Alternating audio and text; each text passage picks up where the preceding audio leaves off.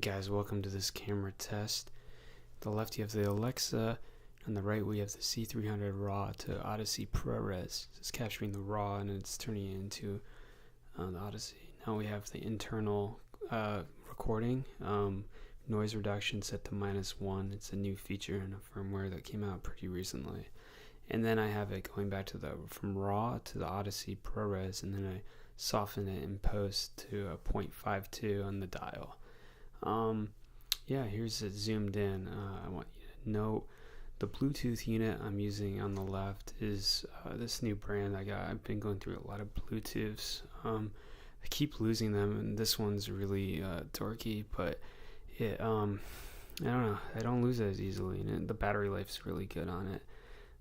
Anyway, where was it? I mean, you can see, like, I zoomed in and I did the same thing I did on the other stuff, so just use your imagination. This is a wrong chart. I actually couldn't find my resolution chart.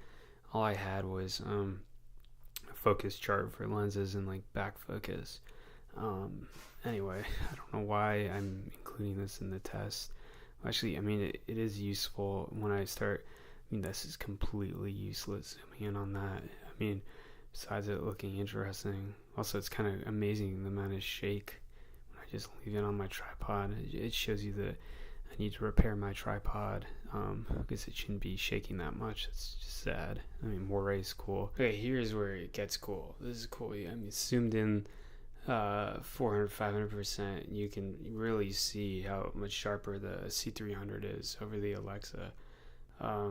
And it's just amazing. Also, I don't know, I probably had the camera at the wrong. I tried to measure the distance, but I probably did it poorly. Here's a different LUT. This is standard, like out of the box LUT. Actually, no, I don't think you've seen this yet. It's hard to tell because I'm all over the place. That's a color chart. The color here is all off. Hair looks good. That style. I'm losing my hair, so I try to do it, but I guess I need to put gel in it. It doesn't sit well in it. But when it's higher, it's, I have a bigger forehead, which I need to work on. Also, Ed, yeah. are you coming to dinner? Yeah. I've been waiting for 15 minutes. Okay, just give me a second. You said that last time. I know. Just give me like 10 more minutes or 5 more minutes. The video's almost over. Okay. You said that last time. I don't believe you. No, I'm serious. I gotta. People need to hear my commentary. So this is me large. All right, I'll be there. And this is me. I don't know why I have this big image of me, but I don't either. All right, thank you. Anyway, you can really see how sharpness is and how you mind. It's hard to do this when you're here. I'm serious. This is not easy. I have a train of thought.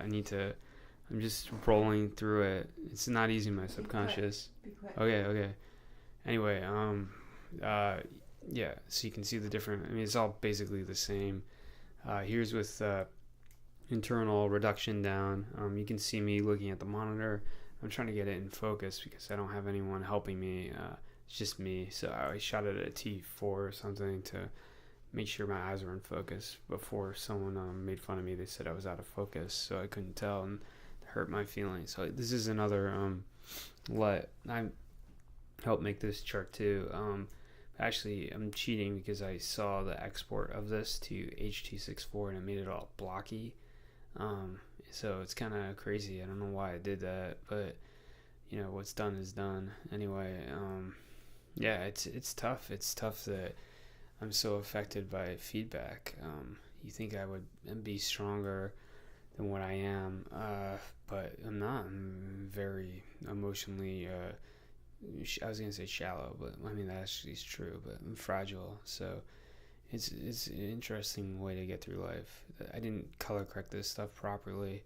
Use the color space transform and resolve, and I go from C log 2 into Alexa log C as a starting point, and then I put the same LUT on everything, and then I just tweak saturation, contrast, exposure levels. That's just because each camera, I mean, it's probably human error to be honest with you, but it is possible that the C300 says it's 500 ASA versus in the Alexa says it's 500 ASA, but their values are off by like I don't know, 1/6 of a stop or something. You see all the colors are still screwed up. I really should have went in there and fixed it up after I fixed the beginning, which looks really good. So this is embarrassing. I'm doing like fast cuts between the Alexa and the other cameras, but it doesn't really help. You can't, it all looks the same in a second.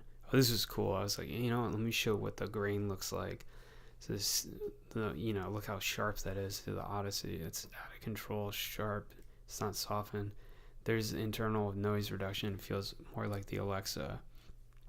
And then I just softened it internally. But you know what? It still looks pretty bad.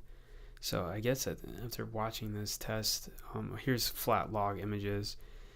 People like this in the videos because then they can make their own conclusions or pretend to color correct it or something, because they get mad at me. Well, they have in the past for my grading. They called it insane and unnatural, and I got really upset by that back then. But I think at this point I understand skin tone lines and what we think of as good color, but even color and what we see as reality is all in our heads.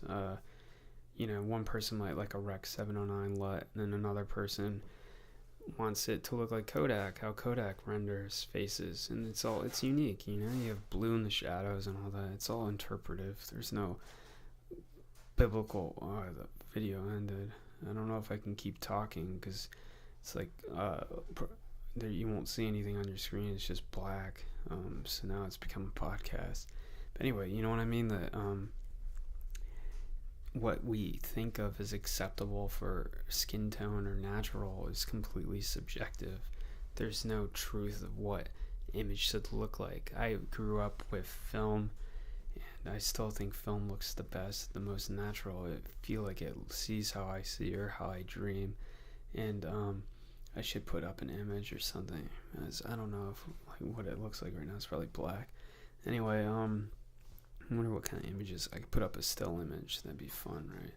Put up like a bunch of stills. That'd be cool. Anyway, don't let anyone tell you that what you're doing is wrong. I mean, there are different opinions about things, but even like lighting, like you can light. Oh yeah, by the way, I lit this. This is 2 Quasar 2-foot bulbs going through 6x magic cloth, and then I have a Quasar 6-inch as a hair light, just for fun. I made it a little spicy.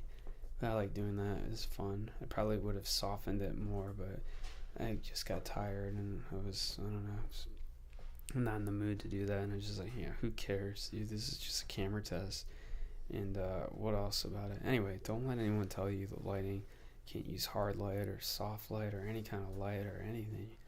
I mean, there's definitely a reason why people hire like what's his name? I'm just saying Roger Deakins, because he's like, you could say Chivo. There's a ton of people. Raul Couture, who's passed away, so you can't hire him. Conrad Hall passed away. Gordon Wilson passed away. Anyway, there's a reason why you'll hire a more expensive DP versus one who's learning, but you shouldn't be discouraged by your lighting. Some things look real, some things don't look real. They look overlit. We're all guilty of it. It's hard, Anyway, keep on going, and thanks for listening to my podcast / video report. I don't know if I was recording. Let me see.